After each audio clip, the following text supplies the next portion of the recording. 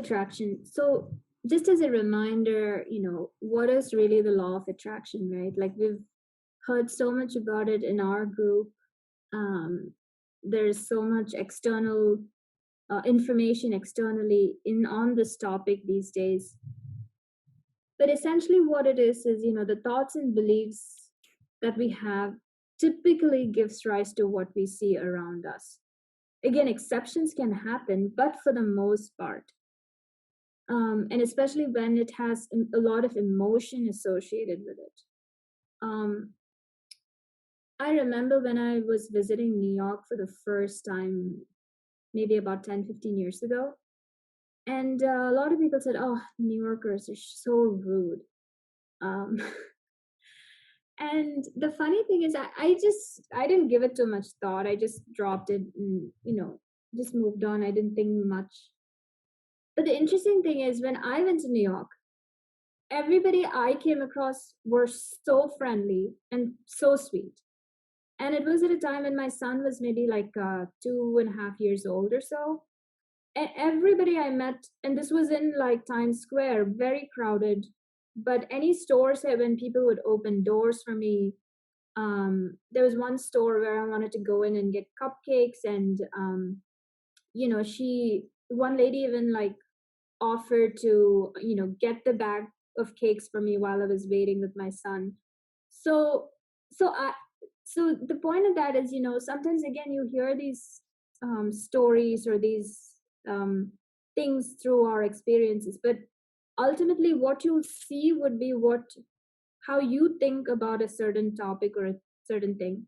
Had I maybe gone to New York thinking, oh, everyone is in the city so rude, maybe I would have ended up seeing more of that. And then I'll come back and tell myself, oh yeah, New Yorkers are just so rude. And I'm almost like, and then I'll next time I may not even want to go back to New York. So in some sense, I'm creating my destiny through that thought process of, my view on New York, going back to New York and all of that. But since I didn't have all that, another time when my best friend was visiting, we went to New York, and even she was like, "Yeah, why is why does New York have such a bad rep? It's not that bad. It is crowded, but it's not like it's such a bad city." So I think ultimately it depends on how you think through things or think about things and the feelings that you have that um, show up in terms of reality in your life, and that's essentially a big portion of the law of attraction. Again, patterns lead to reality. Similar type of situation, right, where we talked about like, why do I attract the same kind of friends, or why are my relationships all like that, like this? It's probably because we have certain underlying assumptions and thoughts about these things that keep giving rise to more of that. So this is where the mental diet comes into play. If we live in autopilot and unconsciously live, we may unconsciously create our lives. This again goes back to that example of, when I went through that whole situation, for the most part, I mean, I would think through things, but I didn't like seriously think about, the cause and effect of my thought and my situation and all that a whole lot. So that's why it's important to, be consciously living through our life. And that's where law of attraction comes into play. We already talked about the disruptive situations that may happen, but even with that, it's important to not get lost in the challenges. It's really important to see what we can do even in those situations to bring it to our advantage, and then also not just think about it, but you know understanding yourself and feeling yourself through it.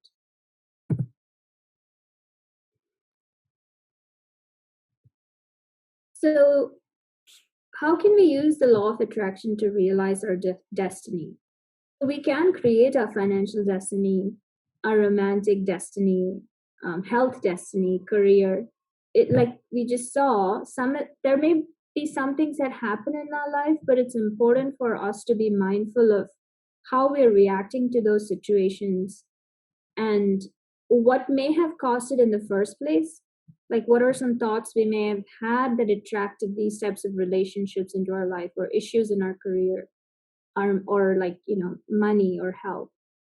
And then once you may have figured out what that cause is, set the intention for, or the thought for, what you really want. So if I'm having bad luck with money, or I'm thinking I'm having bad luck with money, even if I get money, I tend to just lose it all.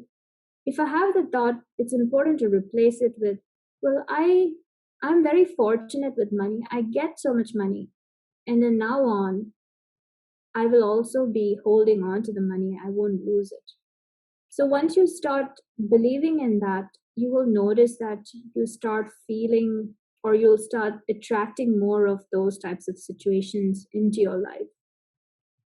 So decide and feel what you want to attract, right? Do you want thoughts of peace or abundance, love? Again, irrespective of your past experience and limiting beliefs, it's very important to clear all that.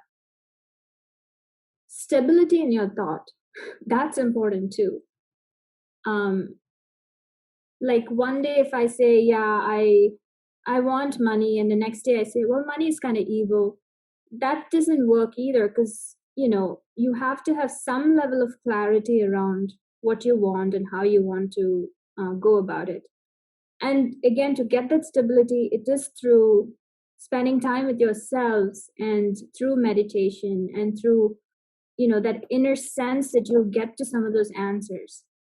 So it's not an easy process, it takes time, which is why when in our younger days, when we, not that any of us are older, but typically when we are like in our teens or 20s, we just sort of go with the flow, everything is autopilot, like our parents said this, or that's just what everybody's doing. But now that we know it, let's think more about a lot of these things in our lives, and really figure out who we are, what we want, and then set the intentions for it. And once you get to know what you want, know that it's already there for you, because it's within you. It's already, the universe is going to give it to you, and at the right time, it will transpire. So it's important to become what you want first as well. So, for example, if I'm thinking to myself, oh, I want a happy relationship. I should know that I already have that happy relationship. It's just a matter of time before, it manifests in reality.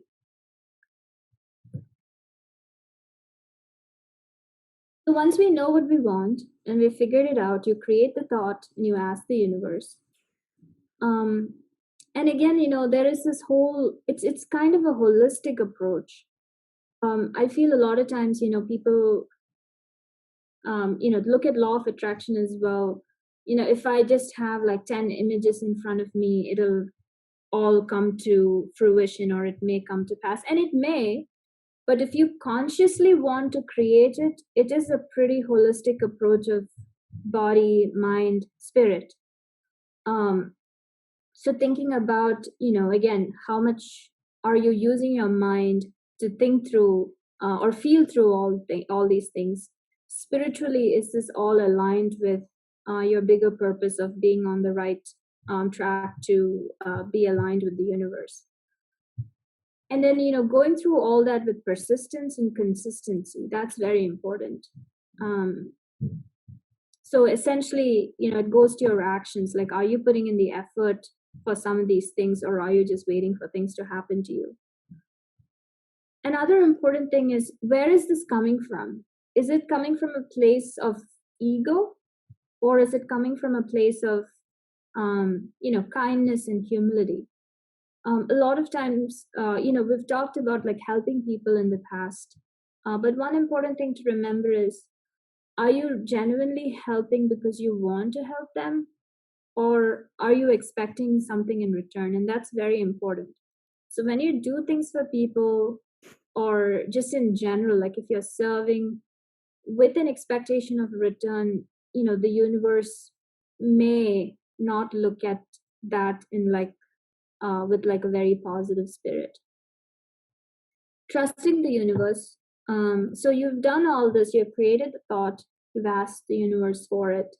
And then you have to trust the universe again that it's on your side and it's going to help you um, through your wishes and your desires, and being able to fulfill that. So meditation, state of gratitude, doing good deeds, again, these are all tools to get closer to um, realizing our destiny, and tools that we've talked about even in the past within law of attraction. So that's all I have. Thank you.